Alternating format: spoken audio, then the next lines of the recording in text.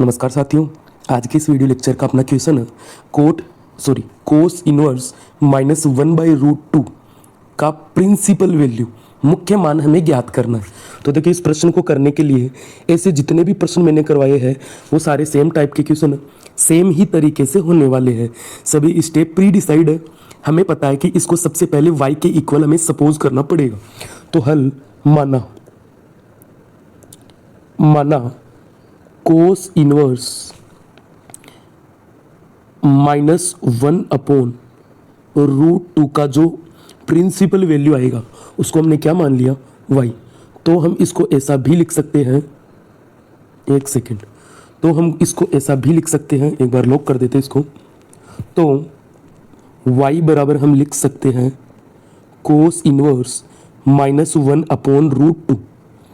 ऐसे क्वेश्चनों को करने के लिए सबसे बेस्ट तरीका है, बाहर कोस इनवर्स चल रहा है तो ब्रैकेट के अंदर भी अपन क्या बना देंगे, कोस।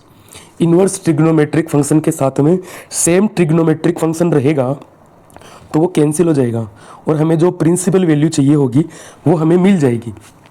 तो अंदर अपने पास में लिखा हुआ -1/√2, बाहर कोस इनवर्स चल रहा, अंदर वैल्यू है 1/√2।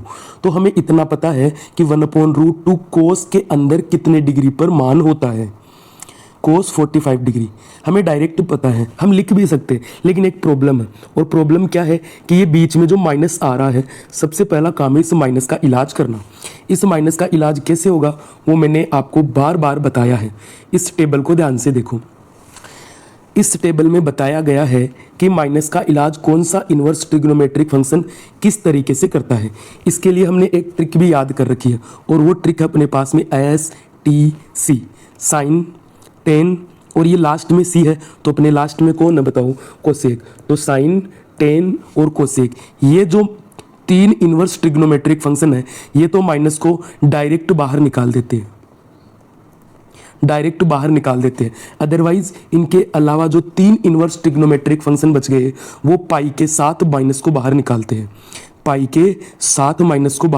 हैं, ठीक है। तो यहाँ अपन देख सकते हैं कि ये STC में ये है और ये है। ये देखो माइनस को सीधे बाहर निकाल रहे हैं, ये माइनस को सीधे बाहर निकाल रहे हैं। जो भी इनके साथ में माइनस है वो सीधे कहाँ चला गया, बाहर चला गया। लेकिन इनके अलावा जो इनवर्स ट्रिग्नोमेट्रिक फंक्शन अपने पास में बच गए वो पाई के साथ में माइनस को बाहर निकालेंगे, STC। तो देखो सी pi minus, cot pi minus और सेक पाई माइनस, पाई के साथ में माइनस को बाहर निकालेंगे। याद रह जाएगा, ट्रिक से याद रखेंगे तो याद रह जाएगा। इसके बाद में अपन यहाँ बात कर रहे हैं, कि ये माइनस का इलाज कैसे होगा वो तो हमें पता चल गया। तो साइड में अपन लिखकर बता देंगे कि चूंकि हम जानते हैं कि कोस इनवर्स यदि माइनस अक्स हो, एंगल में माइनस अक्स हो तो STC में नहीं है, तो ये पाई के साथ में माइनस को बाहर निकाल देगा। तो ये बन जाएगा पाई माइनस कोस इनवर्स अक्स। क्या बन जाएगा, पाई माइनस कोस इनवर्स अक्स। ये जो अपने पास में फॉर्मूला है, इस फॉर्मूले को अपन इस क्वेश्चन में अप्लाई करते हैं तो ये बनेगा y बराबर पाई माइनस कोस इनवर्स 1/√2। बात समझ में आई, कोस इनवर्स 1/√2। ये ट्रिक को मैं यहाँ लिख देता हूँ, ठीक है। अब इसको हमें कैलकुलेट करना है। तो देखो ये पाई को तो कोई भी कैलकुलेट हमें नहीं करना, इसको कैलकुलेट हमें करना है। तो इसमें बाहर क्या चल रहा है, कोस इनवर्स। तो अंदर ये जो 1/√2 है, अंदर ये जो एंगल में 1/√2 है, इस 1/√2 की जगह मैं क्या लिखूंगा, कोस के पदों में वैल्यू लिखूंगा, जिससे कोस इनवर्स कैंसिल हो जाएगा। तो आप मुझे ये बताओ 1/√2 इसकी जगह मैं कोस में क्या लिख सकता हूँ। तो हमें पता है कि कोस पाई/4, कोस 45 डिग्री का जो मान है वो 1/√2 के इक्वल है। तो हम लिख सकते हैं 1/√2 ये बराबर है अपने पास में कोस पाई/4 45 डिग्री के बराबर है। तो ये 1/√2 की जगह अपन क्या लिख सकते हैं, y is equal pi minus cos inverse cos पाई/4, कोस पाई/4। तो वो कोस से कोस इनवर्स कैंसिल हो गया, तो अपने पास में क्या बचा, y बराबर पाई माइनस यहाँ क्या बचा, पाई/4।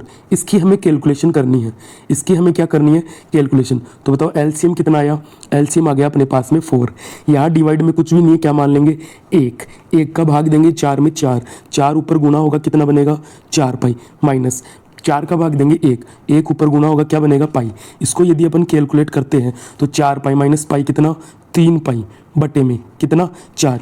ये वैल्यू कौन से क्वेश्चन के लिए आई है, कोस इनवर्स वाले क्वेश्चन के लिए। किसके लिए आई है, कोस इनवर्स वाले क्वेश्चन के लिए। तो हम चेक करेंगे कि ये जो रिजल्ट हमें मिला है वो कोस इनवर्स की रेंज में ही मिला है क्या।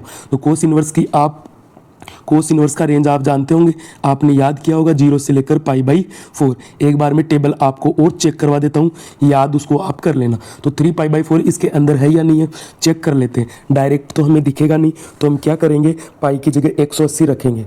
3 गुना 180 बटे 4, 180 को 4 से काटेंगे 45, 45 गुना 3 कितना 135। तो 135 जो है अपने पास में वो 0 से पाई के बीच में ही है क्या, 0 से 180 के बीच में है क्या। हाँ, तो हम लिख देंगे कि 3 पाई बाई 4 जो हमें वैल्यू मिली है प्रिंसिपल वैल्यू, वो एलिमेंट है कोस इनवर्स की रेंज का। तो अपन यहाँ अब लिख सकते हैं, अतः cos inverse -1 upon √2, cos inverse -1 upon √2 का मुख्य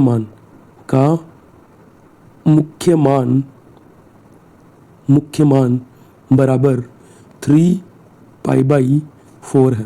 का मुख्य मान कितना है, 3 पाई बाई 4 है। आई होप ये अपने पास में जो मैंने क्वेश्चन आपको करवाया है ये बहुत बढ़िया तरीके से आपको समझ में आ गया होगा। जो जो चीज़ें साथ में काम आती है वो साइड में हम मेंशन भी करते हुए चल रहे हैं। बात समझ में आई। तो इस प्रकार से यदि अपन मेंशन करते हुए चलेंगे तो जो चीज़ हमें याद नहीं है वही भी याद हो जाएगी। ठीक है, तो चलते हैं, अब मिलेंगे नेक्स्ट वीडियो के अंदर। तब तक के लिए ऐसे ही क्वेश्चन की प्रैक्टिस करते रहो और अपनी तैयारी को और भी अधिक बेहतर बनाओ।